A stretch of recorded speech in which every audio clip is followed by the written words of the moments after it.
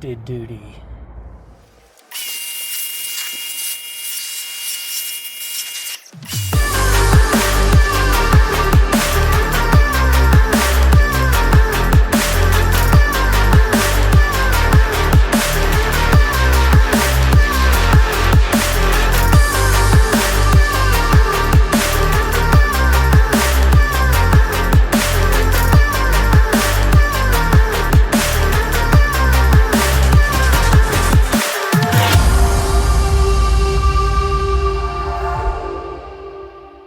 Good morning, John with Infidel Garage.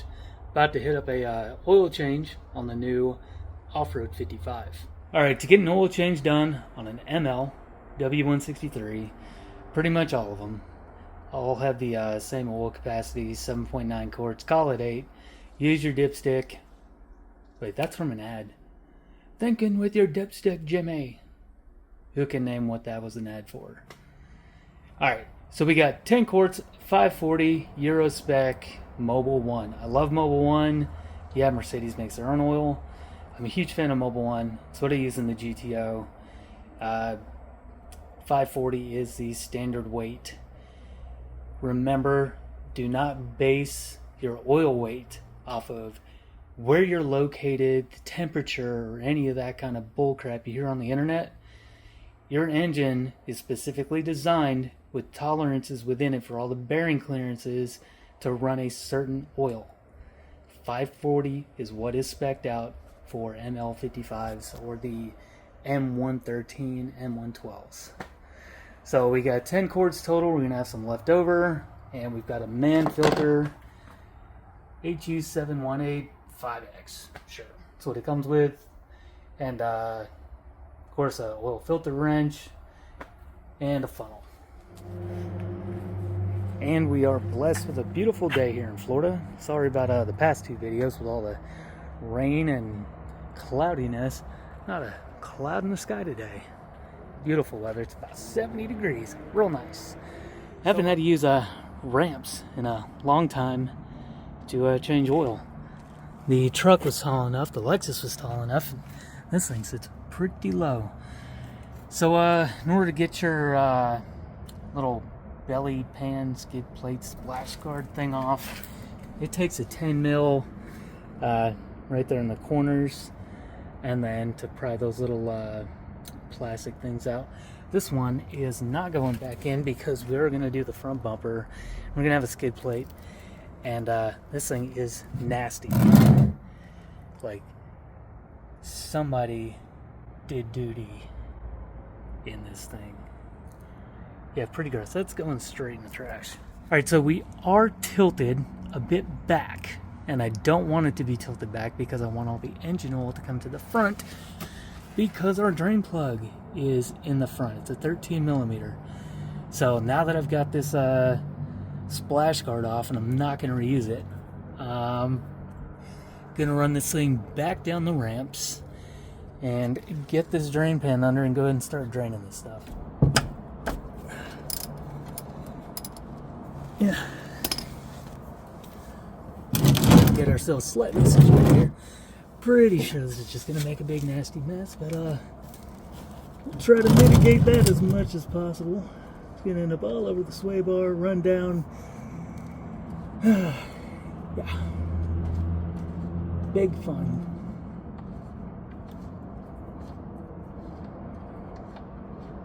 Sweet, there we go. Last thread in. Ooh. Oh shit, told you. Don't lose your crush washer. If you got one, use a new one. This looks a little thin. That's on purpose. I may have put a little bit of diesel in there. I'm gonna let this stuff drain for as long as possible.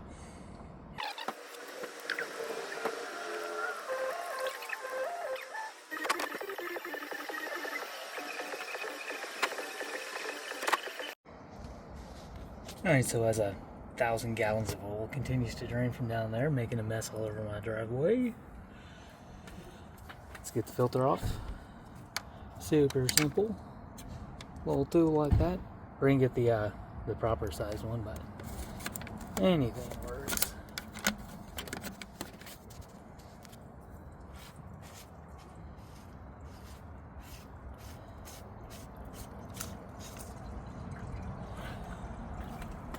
And that'll release some vacuum on the system and let some more oil at the bottom. So make sure you still keep draining.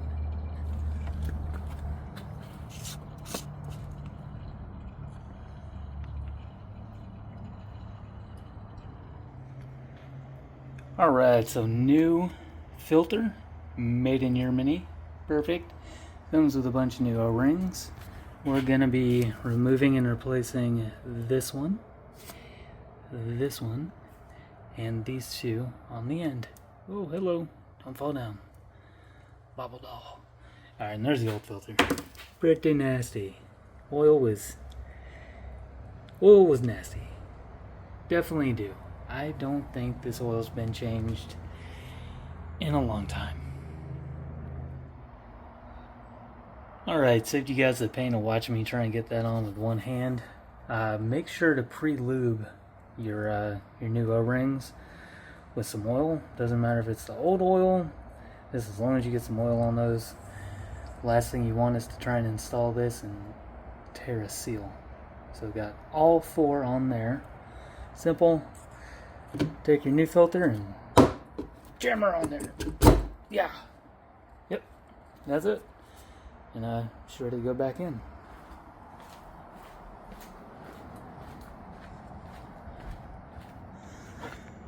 Check in there. Just make sure there's no obvious signs of contaminants just chilling.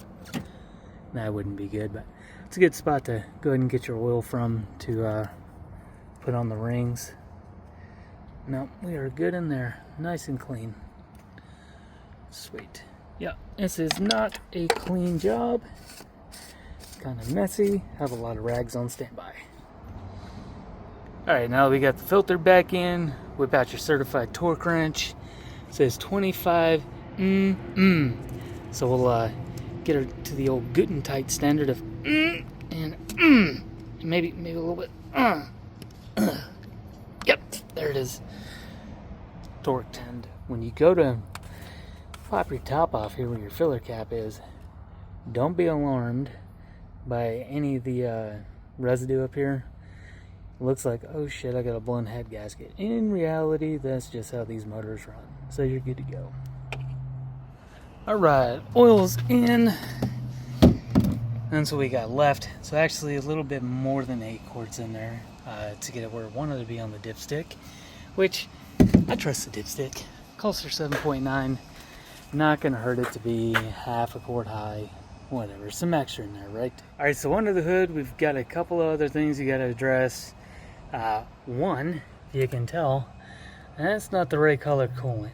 So that's gonna get drained out at a later point. 1, it's low. 2, it's not blue. Another thing, our windshield washer fluid reservoir has either a bunch of cracks in it or something, because I filled this thing up the other day and it emptied itself all over the floor. So I know there's a leak on this side, probably a tube for the headlight skeeter there, and this side as well, and underneath the tank. So it's just like a leaky sieve. I don't care if these things work or not, because the front bumper's not staying on there anyways. And underneath, it's a mess. It's pretty nasty under here. So while I got the ramps out, I am going to spray my leftover diesel all over this thing and hopefully help to break down some of this caked on oil and get this sucker cleaned up. Because I did pressure wash underneath already, but that was when the splash guard was in here, so I wasn't able to get to that. Didn't get the front of the rack, but we still have a leak on this rack. So it's really making me think I'm just gonna go to the non-AMG rack that doesn't have the speed sensitive power steering stuff. It's unneeded, unnecessary. I'm gonna order the same rack I got last time for the ML430 and that thing went in without a hitch. It's a pretty easy install. I'm lying. It was a pain in the ass, but once it was in, it was well worth the money and the time spent. One good thing I can see on this thing, Bilstein shocks up front, and also I saw that there's Bilstein struts on the rear. So that's pretty cool. Good job, guys.